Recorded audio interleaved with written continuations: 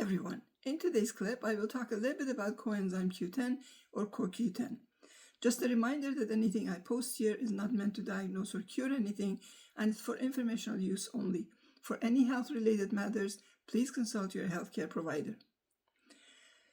CoQ10 or coenzyme Q10 is a fat-soluble compound found in almost every cell of the body.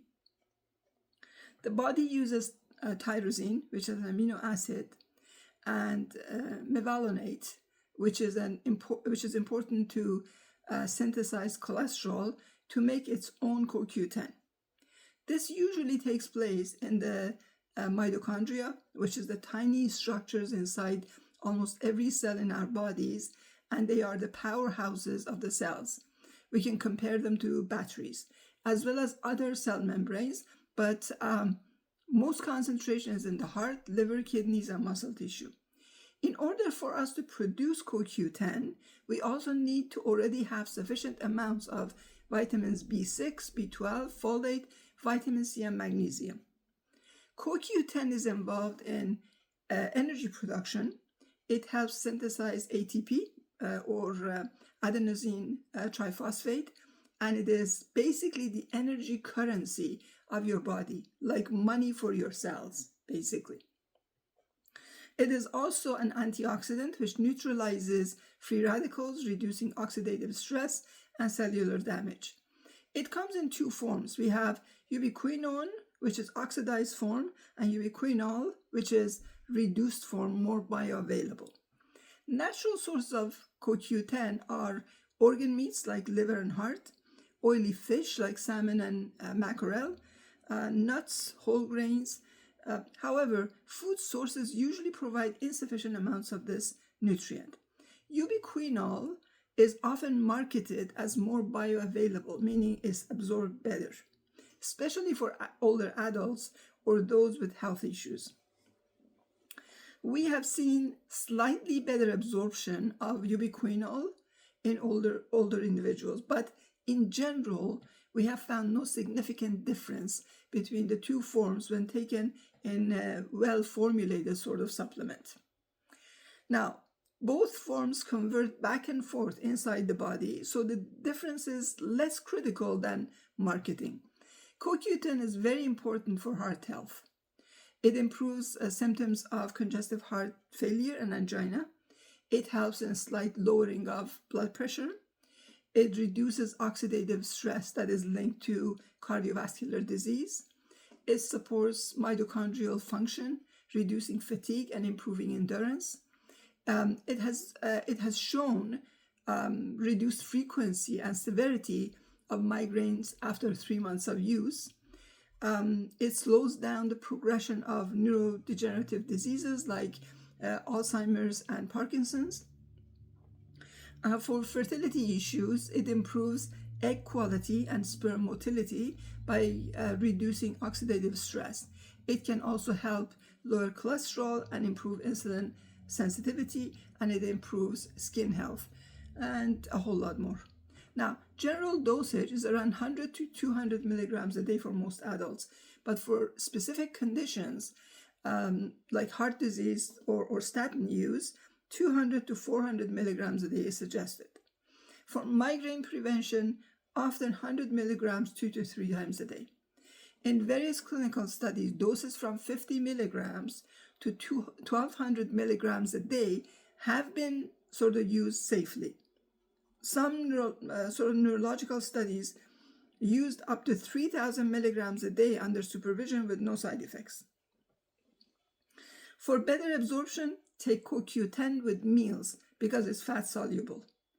As safe as this is, due to compromised immune systems, some people may show allergic reactions leading to upset stomach, nausea, diarrhea, which will disappear once you stop or lower the dosage. CoQ10 can interact with blood thinners like warfarin because CoQ10 structurally is similar to vitamin K, which is a nutrient warfarin works against. Because of this similarity, CoQ10 may reduce warfarin's blood thinning effect. CoQ10 may also interact with diabetic medications like insulin because CoQ10 can lower blood sugar slightly and it improves mitochondrial function and insulin sensitivity. When combined with diabetes medications, it increases the blood sugar level, or I should say it decreases blood sugar level to go too low. So CoQ10 also interferes with chemotherapy, that is done for cancer patients in a few different ways. For example, some chemotherapy drugs can damage the heart.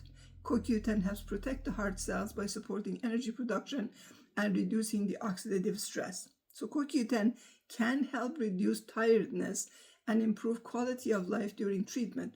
It supports mitochondria, which is your cell's energy centers, which are often damaged by chemo.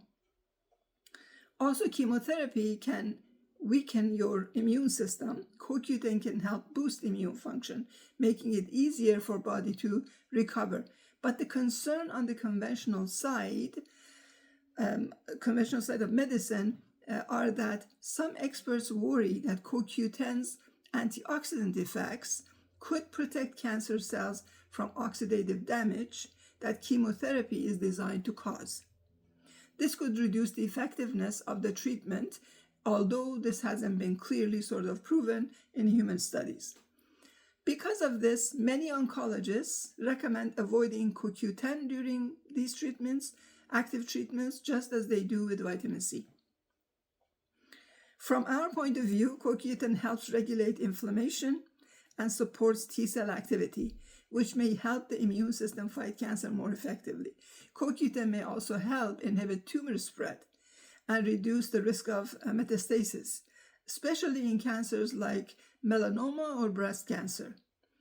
In orthomolecular medicine, we consider CoQ10 one of the two most important essential nutrients, the other one being vitamin C or ascorbic acid. Supplementation of both of these is absolutely mandatory for vitamin C to be lifelong, since we can't even synthesize it in the body, and for CoQ10 increasing the dosage as we age. We emphasize CoQ10 as preventative before any issues with heart or stroke, and definitely after for faster recovery. Heart disease is caused by or worsened by the lack of ubiquinone that is associated with statin use and has to be supplemented adequately in patients given statins. People with heart disease who take statins, they need enough CoQ10 to keep their heart strong. If they only take 100 milligram or less of CoQ10, their heart function will slowly get worse and the heart will pump less effectively over time.